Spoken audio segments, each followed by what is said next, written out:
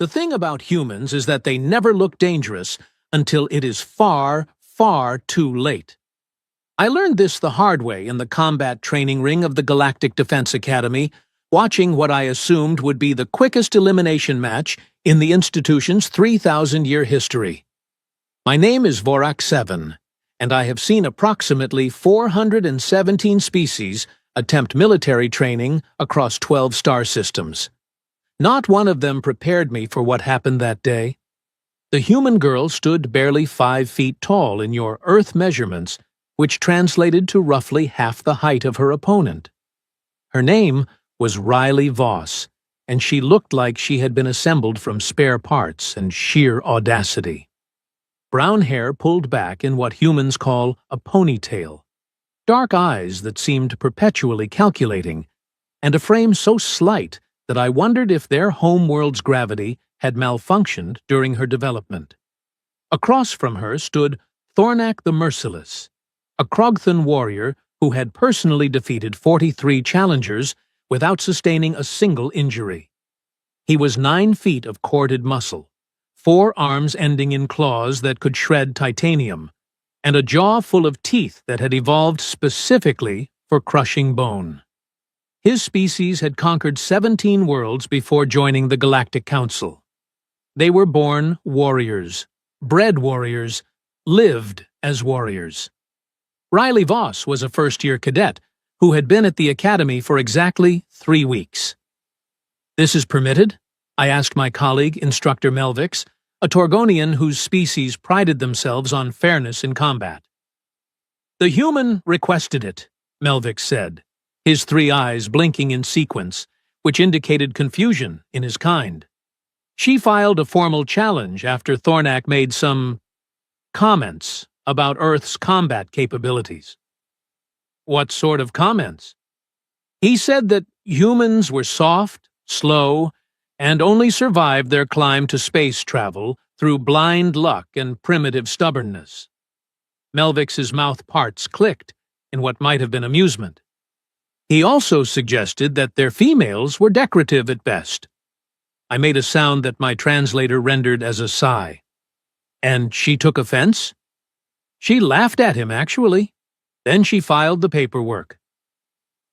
The combat ring was standard issue for the Academy, a circular platform 50 meters in diameter, surrounded by an energy barrier that prevented interference but allowed observation.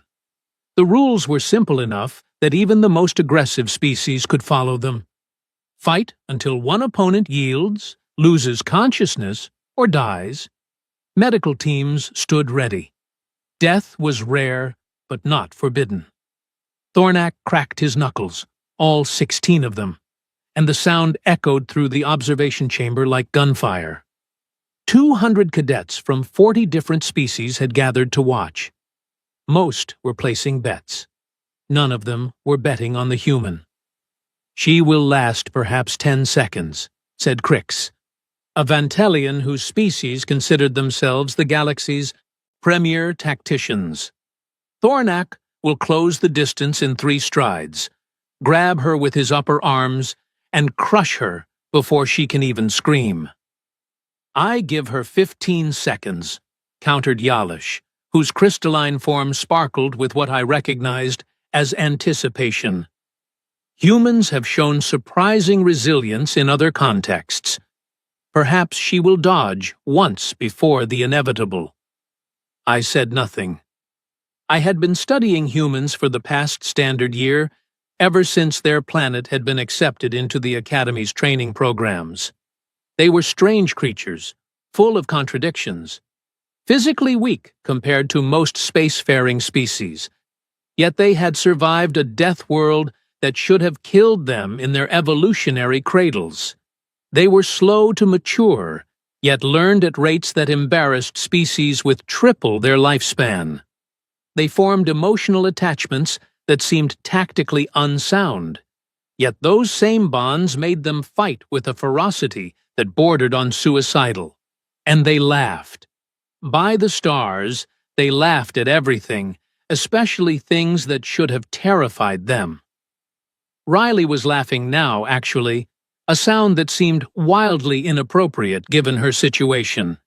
She bounced on her feet, rolling her shoulders, and I noticed something that made my sensory organs focus with sudden intensity. She was relaxed. Not the false calm of someone masking their fear. Not the resignation of someone accepting their fate. Genuine, complete, almost casual relaxation, as if she were about to engage in something mildly entertaining rather than potentially lethal. "Begin!" the automated system announced, and Thornak moved. Crix had been wrong.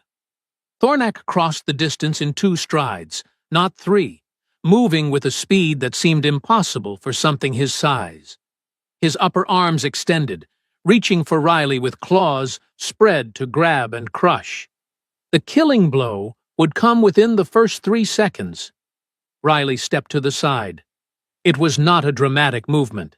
She simply shifted her weight and moved approximately 1 foot to her left, and Thornak's massive arms closed on empty air where she had been standing a fraction of a second earlier.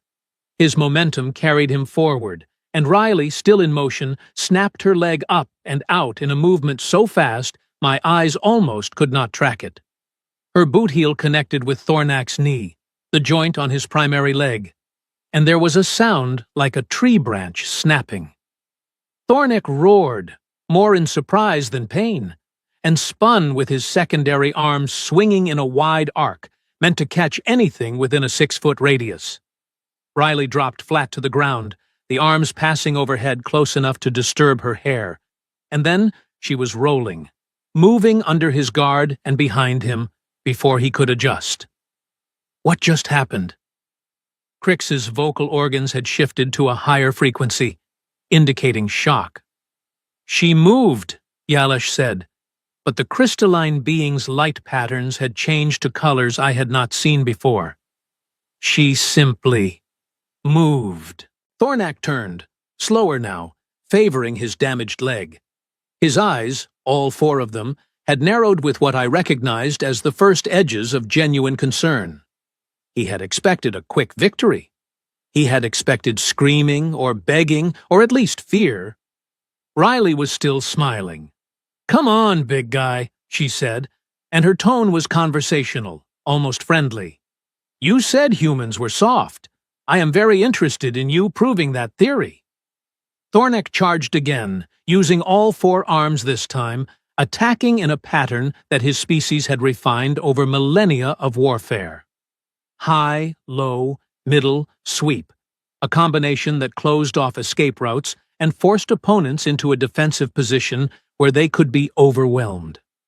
Riley went through the gap between his high and middle attacks, like water flowing through a crack in stone. Her movements were economical, precise, not wasting a single degree of motion. She struck twice as she passed, her fists impacting pressure points on Thornak's secondary arms that I had not even known existed. His right side attacks faltered, the limbs going momentarily numb. "Impossible," Crix whispered. "She should not know Krogthan anatomy. That information is restricted to medical personnel and tactical specialists." "Humans have this thing called the Internet," I said quietly, still watching. "They make all their information available to everyone, including detailed biological studies of every species they encounter. They consider it rude not to learn about the beings they interact with." Riley struck again, this time targeting Thornak's breathing spiracles, the small openings along his ribs that processed oxygen.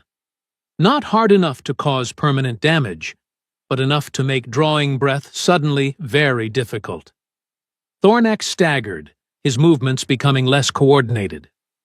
"She is systematically dismantling him," Yalesh said, and the awe in the translator's rendering of those words made several nearby observers turn to look.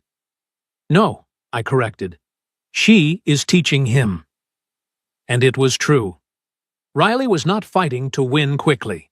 She was demonstrating, showing Thornak and everyone watching exactly how many ways she could hurt him, how many openings existed in his supposedly perfected combat style, how thoroughly she had studied his species before stepping into this ring.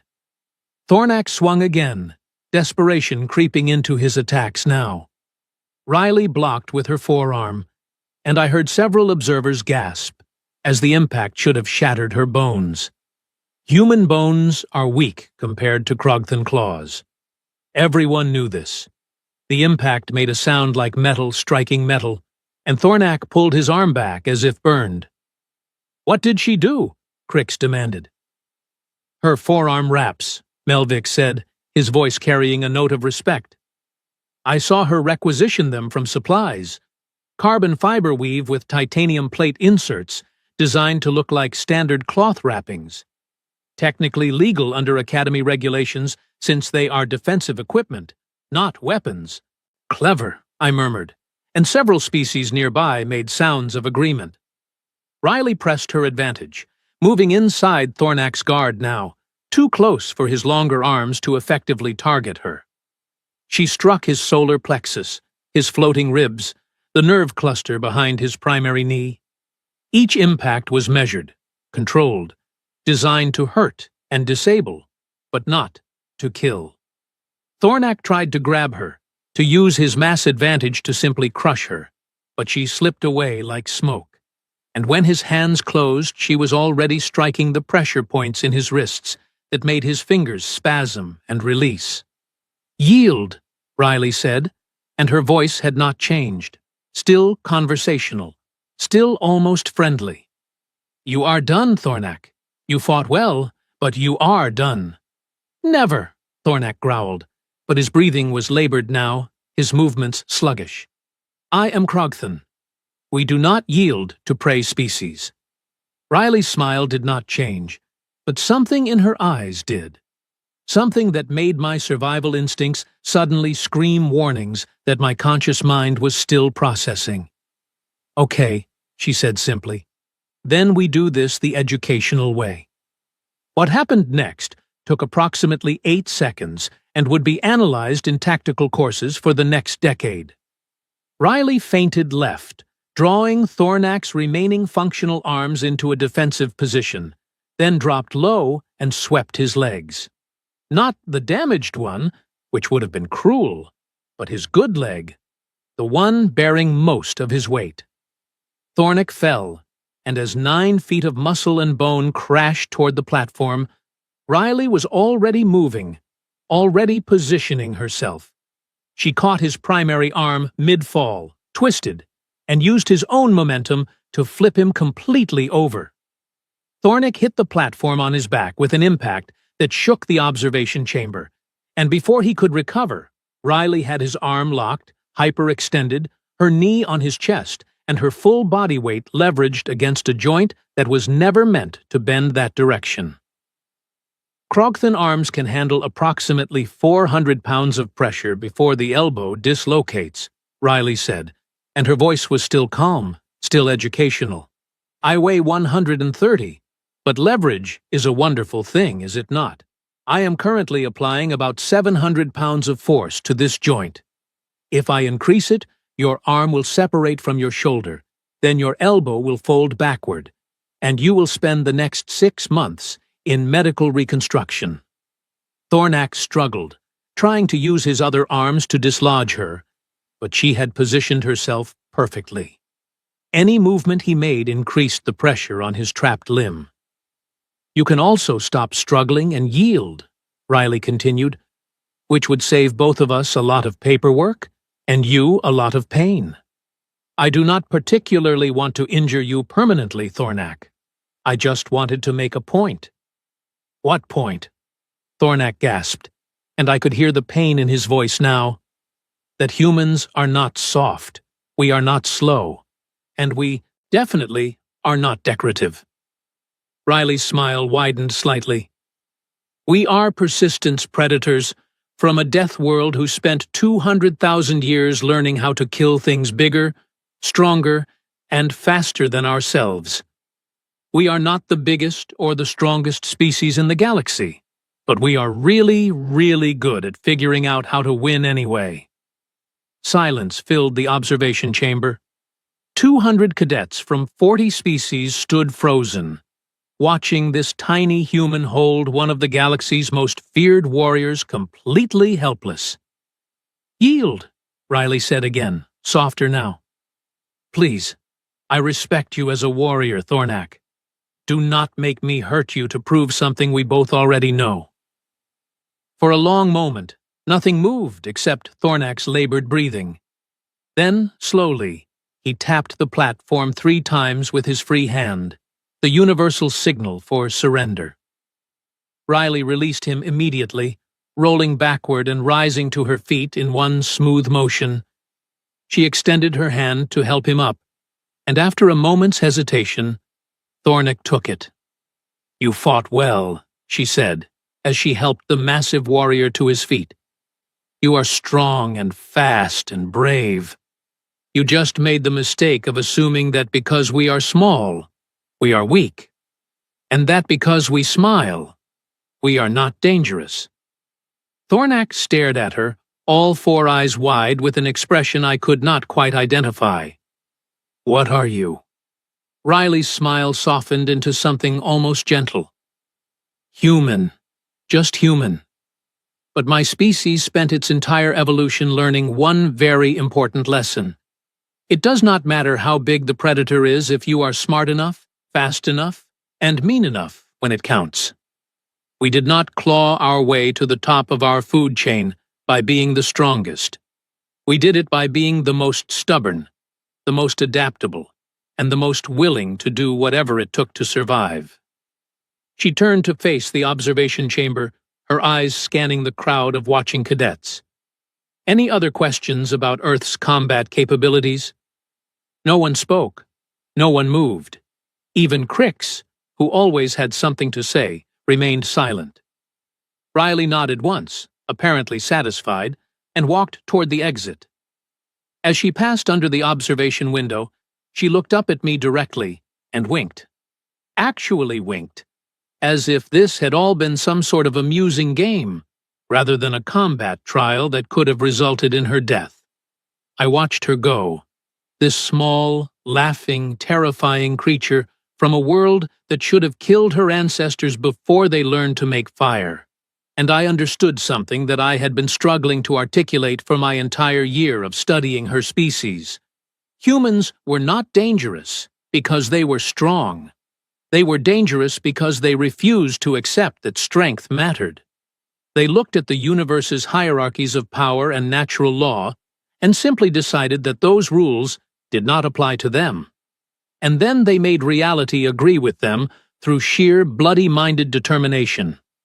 "Vorak," Melvik said beside me, his 3 eyes all focused on the ring where Thornak still stood, staring at his own hands as if seeing them for the first time.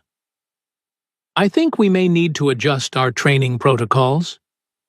"Yes," I agreed, still watching the door where Riley had vanished. "I think we might." Somewhere in the observation chamber, someone started clapping. Then another joined in. Then another.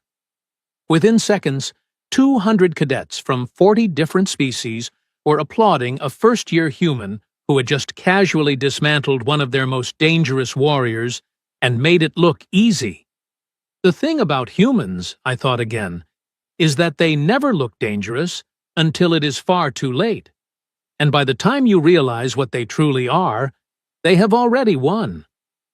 3 weeks after Riley Voss made Thornak the Merciless tap out like a novice sparring partner, the Academy received an emergency distress signal from Outpost Meridian, a research station orbiting the 4th moon of Zalthus Prime.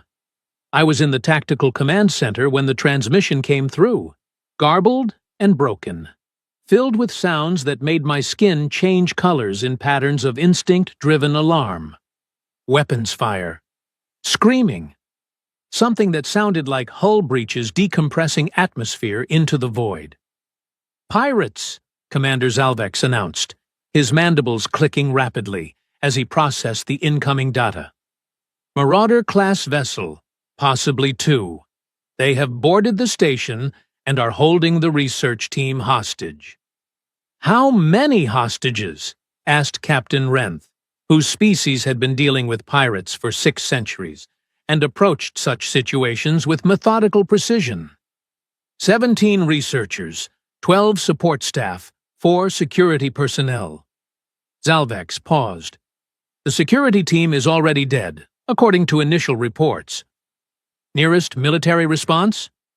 42 hours out at maximum acceleration.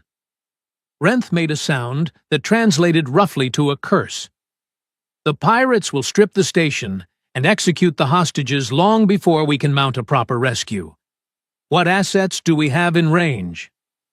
The Academy training frigate Resolute is conducting navigation exercises approximately 4 hours from the station, Zalvex said, pulling up tactical displays. But, Commander, that vessel is staffed entirely by cadets on their first deep space assignment. What year? First-year cadets. They have been in space for exactly 6 days. The command center fell silent. Sending untrained students against pirates was not rescue. It was simply creating more casualties. Pirates who raided research stations were not interested in honor or fair combat. They killed efficiently and without mercy. Who is commanding the training exercise? Renth asked. Zalvex checked his display, and I saw his mandibles stop moving entirely, which in his species indicated surprise so profound it overrode autonomous functions. Instructor Vorak 7 is the senior officer aboard. The ranking cadet is... Oh, what? Riley Voss, sir. I felt every being in. The command center turned to look at me. My skin flushed colors that indicated extreme discomfort. I had been assigned to the Resolute as part of my duties evaluating human integration into military protocols. Riley had been made ranking cadet because, despite her brief time at the Academy, she had somehow managed to earn the respect of every species on her training team. Renth leaned forward. Vorak, what is your professional assessment? Can first-year cadets handle a pirate boarding situation? I considered lying. I considered making up excuses. I considered pointing out the 1,000 regulations that would be violated by sending students into combat. Instead, I told him the truth. Sir, I can tell you with absolute certainty that the cadets will fail in any conventional approach to this scenario.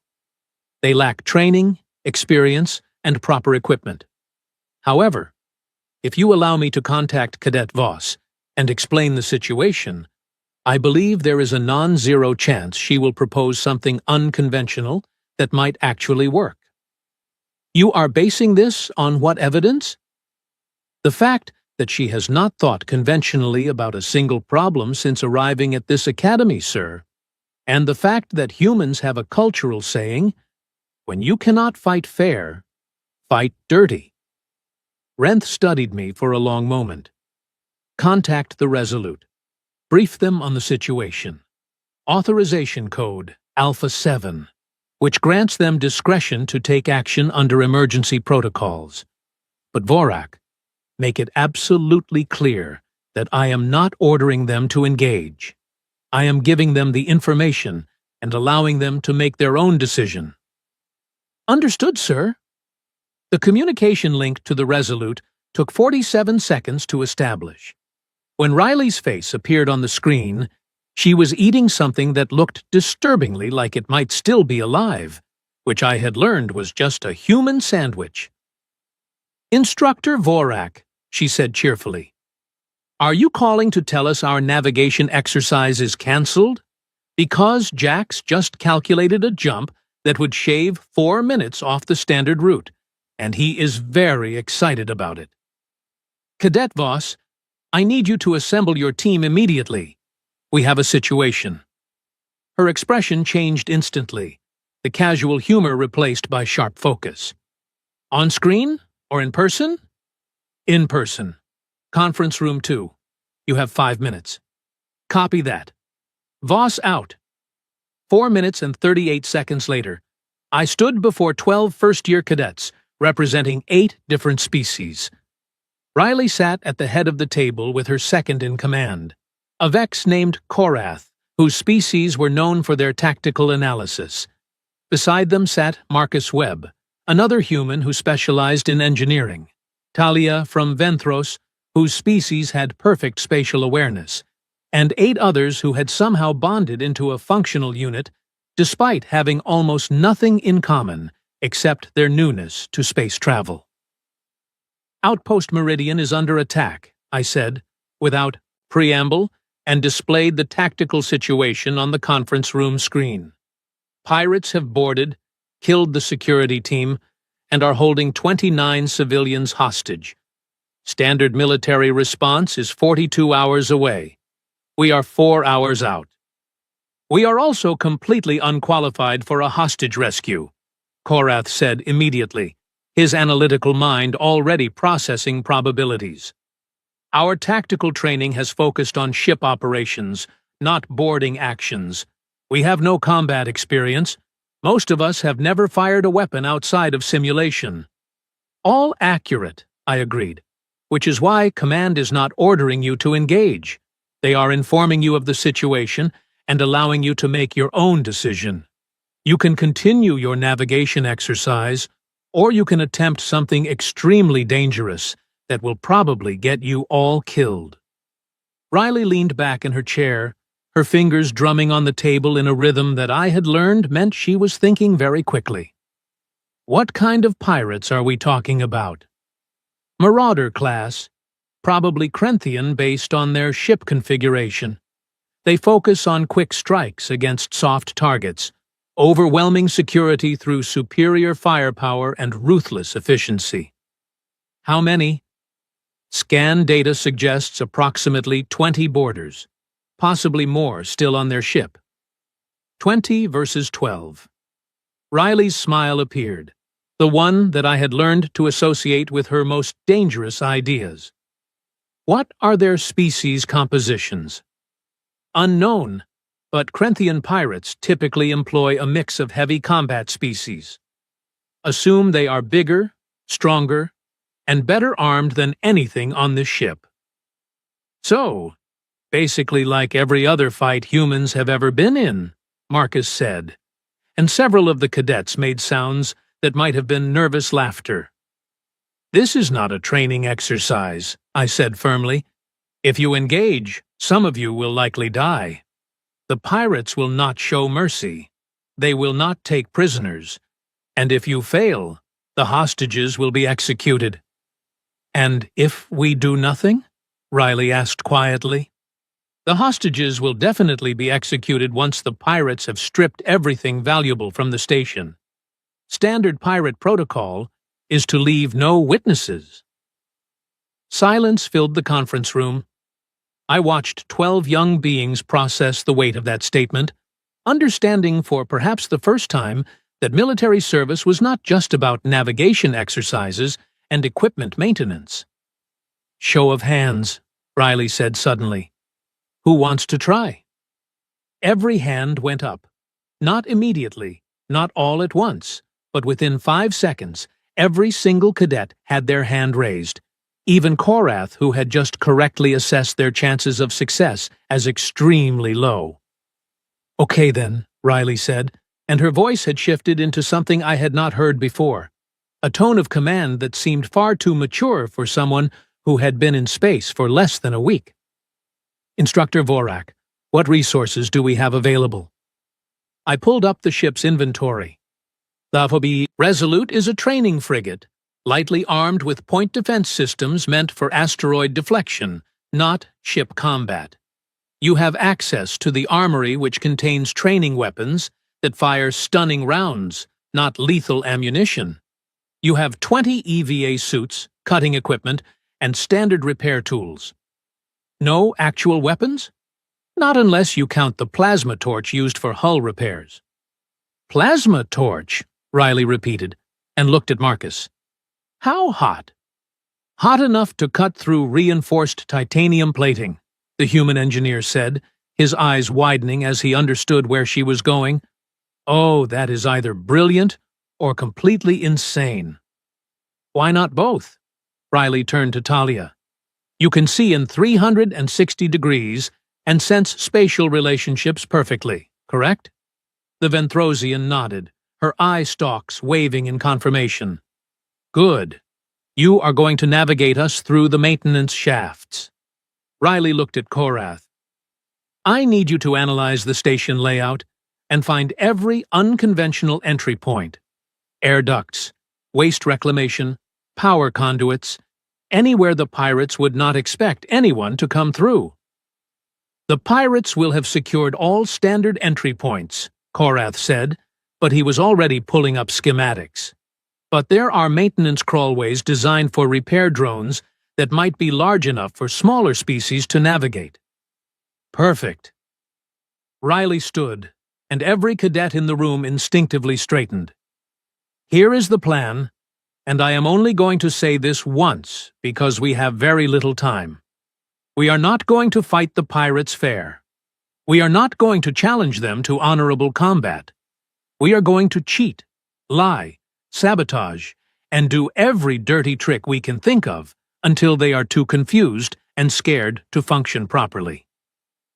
That is not how warriors fight, said Vec, a Torgonian who came from a culture that valued honorable combat above all else. You are absolutely right, Riley agreed. It is not how warriors fight.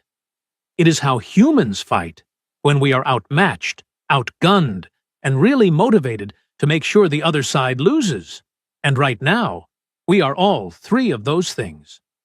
She pulled up a schematic of the research station and began marking points with rapid precision. The pirates are expecting military response, if they are expecting anything at all. They are not expecting 12 terrified first-year cadets. That is our advantage. They will underestimate us exactly like Thornek did, and we are going to make them regret it. For the next hour, Riley outlined a plan that violated approximately 47 different tactical doctrines, and would probably get her court-martialed if it failed. It involved splitting the team into 4 groups, using the maintenance shafts to infiltrate the station from multiple unexpected angles, sabotaging life support to create confusion, and weaponizing literally everything on the ship that could potentially hurt someone. The plasma torch becomes a close-range weapon, Marcus Tithios explained, demonstrating with hand gestures. We modify the focus to create a wider dispersion pattern. It will not cut anymore, but it will definitely burn anything organic within 3 meters. The EVA suit emergency oxygen canisters can be rigged to explode if we override the pressure release valves, added Sina, a Plex whose species were natural engineers. Not enough to destroy the station, but enough to create significant concussive force in enclosed spaces. The training weapons might not fire lethal rounds, but kinetic energy is kinetic energy, Korath noted. At close range, even stunning rounds will break bones and rupture organs on most species. I listened to them plan, watched them transform from nervous students into something that resembled an actual combat unit, and felt a strange mixture of pride and horror. They were so young, so inexperienced, so completely unprepared for what they were about to attempt. They were also creative, adaptable, and absolutely unwilling to accept that the hostages' deaths were inevitable. Very human traits, all of them, and I realized with some surprise that the other species were adopting those same characteristics simply by working alongside Riley and Marcus. Instructor Vorak, Riley said, pulling me from my thoughts. We need you to stay on the Resolute and coordinate. If this goes wrong, someone needs to be alive to tell Command what happened, and make sure they do not send more students into the same trap. You want me to stay behind while you risk your lives? I want you to be our backup plan, and our communication relay, Riley corrected. We are going to need someone monitoring pirate communications, station systems, and ready to pull us out if everything falls apart. That is not a small job. She was right, of course, and we both knew it. She was also giving me an honorable reason to not join them on what was very likely a suicide mission. Understood, Cadet. The Resolute is yours to command.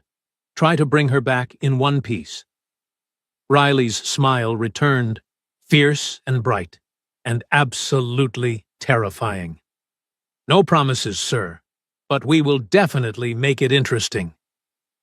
3 hours and 47 minutes later, the Resolute docked with Outpost Meridian using an emergency maintenance port that the pirates had not bothered to guard.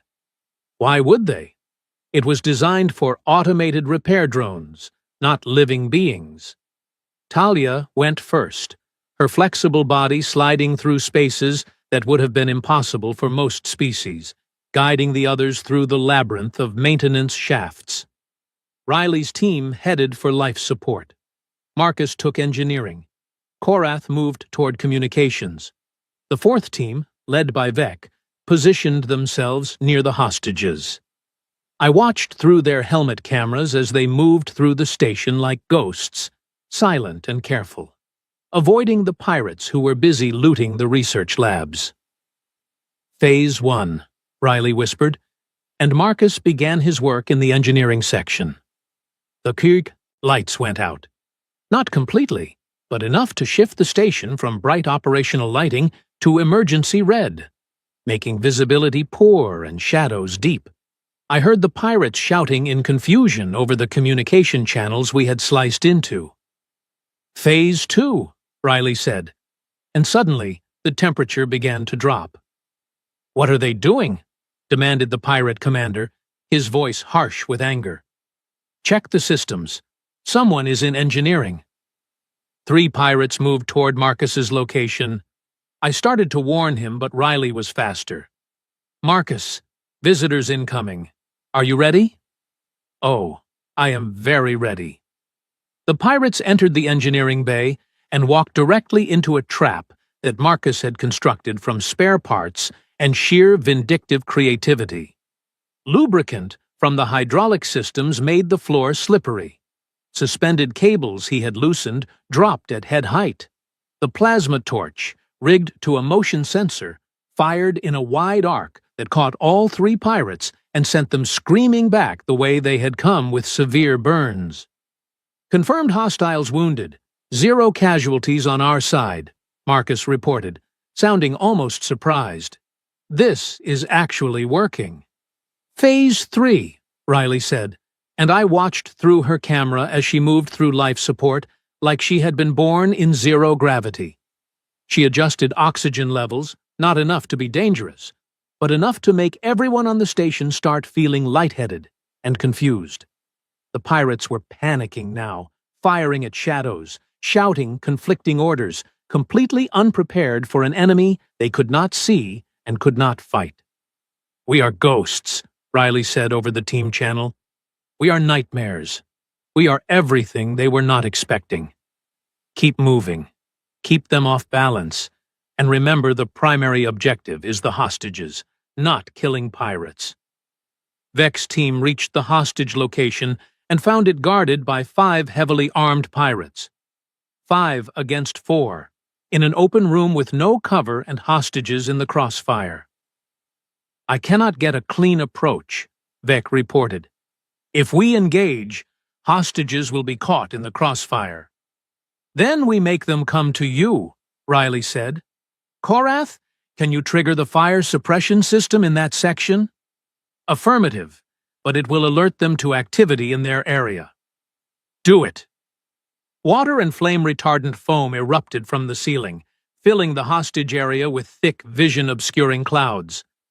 The pirates started firing blindly, and Vec's team moved through the chaos with training weapons that suddenly became very effective at close range when your targets could not see you coming. Stunning rounds impacted heads and joints.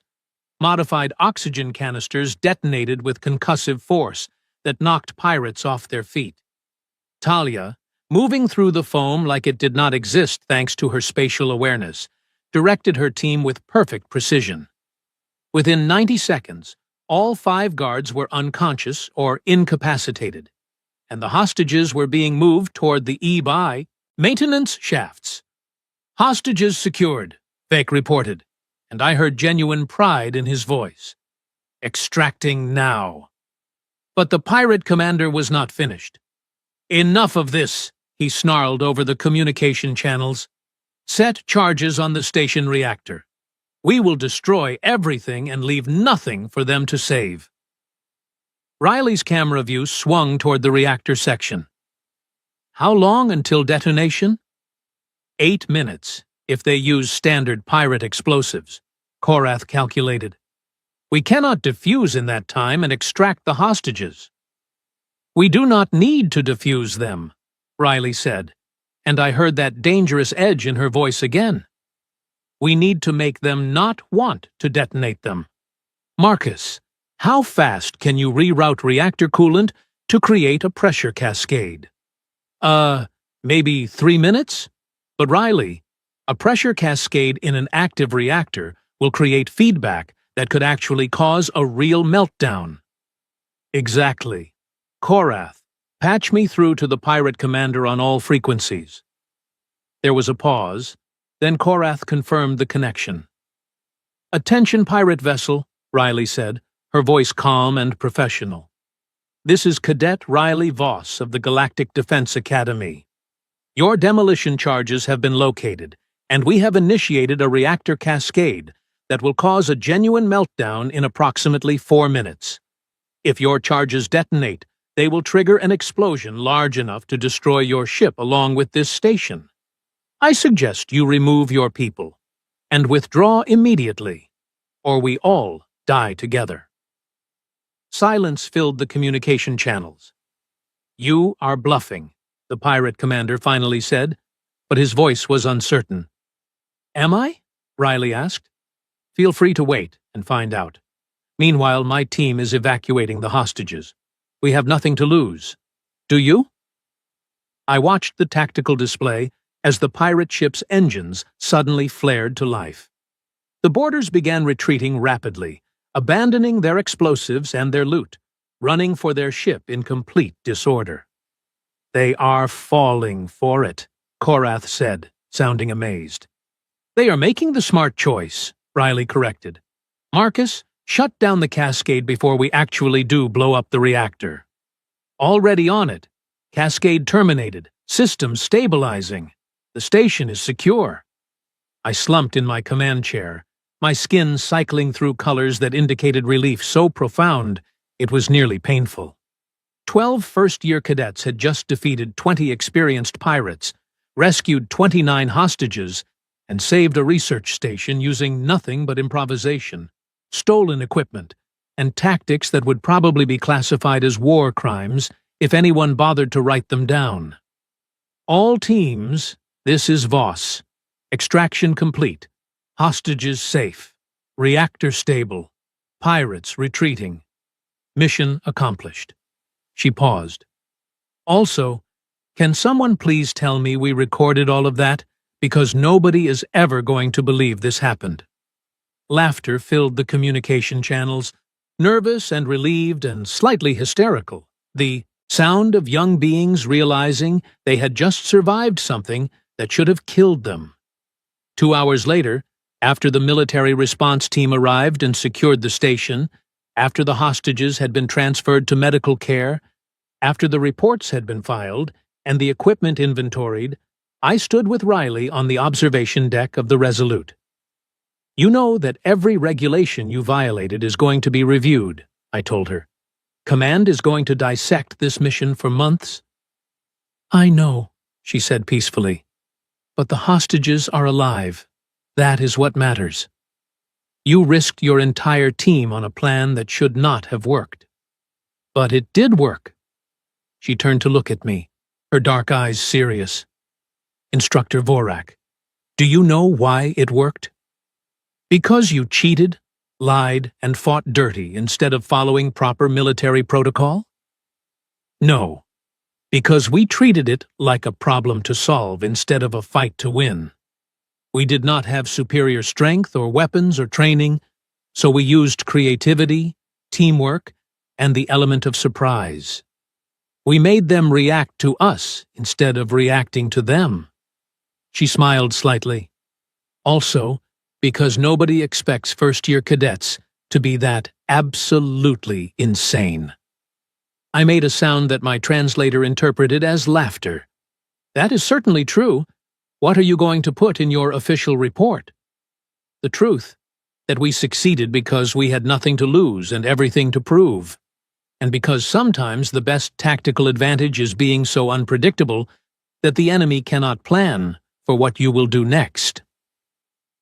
Far below us, Outpost Meridian hung in space, damaged but intact, its occupants alive because 12 untrained cadets had refused to accept that being outmatched meant they had already lost.